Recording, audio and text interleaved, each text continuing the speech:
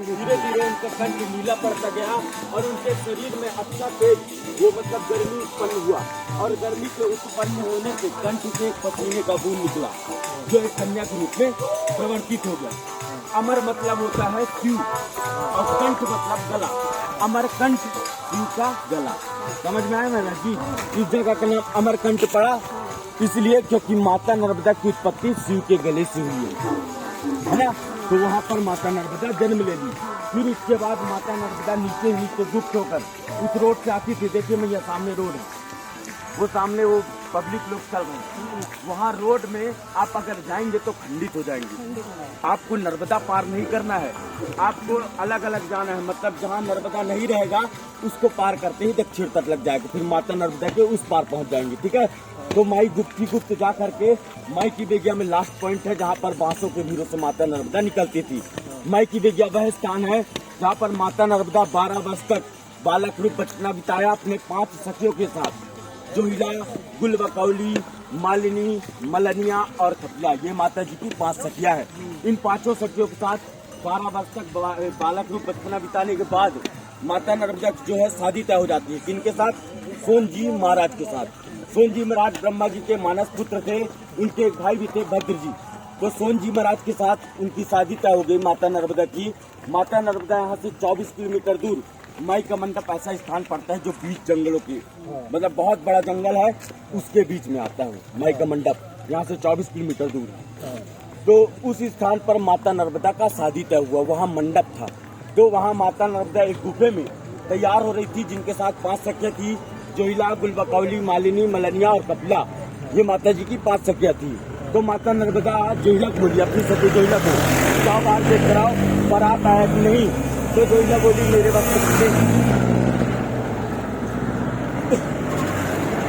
इनको मुझे जाने दो, आवाज नहीं आता। तो माता नर्मदा बोलती है जोहिला को, जाओ बाहर देख कर आओ बारात आया कि नहीं। तो जोहिला बोली मेरे वस्त्र गंदे हैं, अगर इस वक्त में मैं बाहर जाती हूँ तो बाराती वाले मेरे मजाक उड़ाएंगे। तो माता नर्मदा ने अपने वस्त्र उतार करके जोहिला को दे दिया। जब जोहिला उसे पहनी तो वो बहुत खूबसूरत दिखती थी, और जब जोहिला उनके वस्त्र पहनी पूरा श्रृंगार माता जी का, तो और भी खूबसूरत दिखने लग गई। जब उसे पहनकर वो बाहर जाती है तो वो तो घूंघट लगाई हुई थी, और जाकर के सोन जी महाराज को देखते हैं। सोन जी महाराज उनसे भी ज्यादा खूबसूरत दिखते थे। इसे देखकर जोहिला के मन में लालच आ गया, वो जाकर के मंडप पे बैठ गई। अब माता नर्मदा की जगह में कौन बैठी हुई थी मैया? जोहिला बैठी हुई थी। और उधर से सोन जी महाराज आए। सोन जी महाराज के पूरे परिवार जो थे, ब्रह्मा जी और ये भद्र जी, सब बोल दिए कि इनके साथ बैठ जाइए। वो क्योंकि घूंघट लगाए होते ना, नर्मदा ही सोचे होंगे। तो दोनों ही मंडप पे जब बैठ गए तो दोनों की शादी होने लग गई। अब माता नर्मदा सोची अभी तक जोहिला क्यों नहीं आ रही है, तो माता नर्मदा स्वयं बाहर गई और जाकर देखा दोनों ही मंडप पे बैठे थे। माता नर्मदा क्रोध में आकर जोहिला को एक लात मारा। यहाँ से 10 किलोमीटर दूर जलेश्वर धाम पड़ता है, गए हैं आप लोग जलेश्वर धाम? वहाँ एक कुआं है, जोहिला उद्गम लिखा, वहाँ जाके फेंकाई थी। अब सोच लो माता नर्मदा को कितना क्रोध था। 1 लाख में जोहिला जाके कहाँ फेंकाई?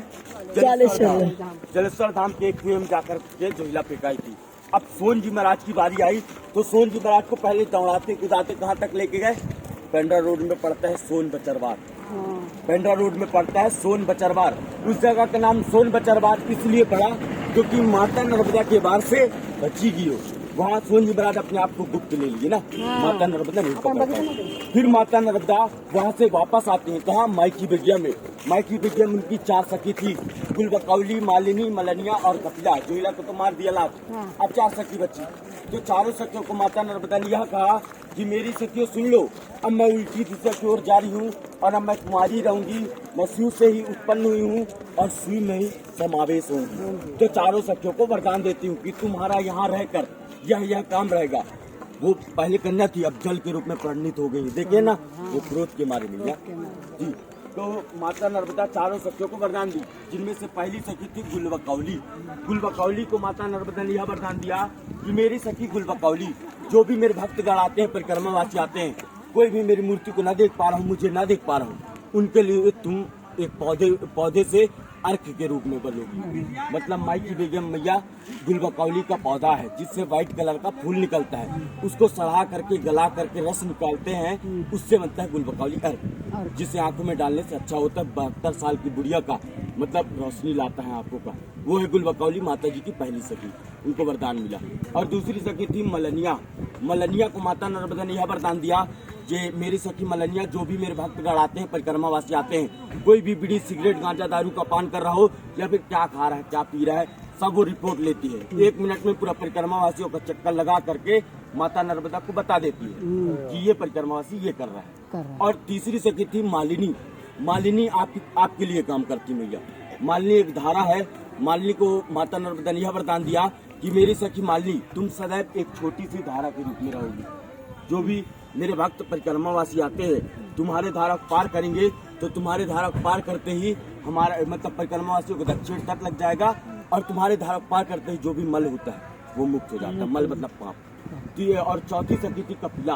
कपिला को माता नर्मदा ने यह वरदान दिया कि जो भी भूले भटके आते हैं, मेरे परिक्रमावासी भक्त आते हैं, आपको जैसे नहीं पता मैया नर्मदा पार करने जा रहा है, तो उससे पहले कोई न कोई बालक या बालिका बचाने आपको जरूर आएगी। अगर उनका बात मान गए तो आप बच गए, नहीं माने तो जाने वाले को कोई नहीं रोकता। तो चारों सखियों को वरदान देकर माता नर्मदा उल्टी दिशा को बह गई और कुमारी रह गई। तो बोलिए नर्मदे।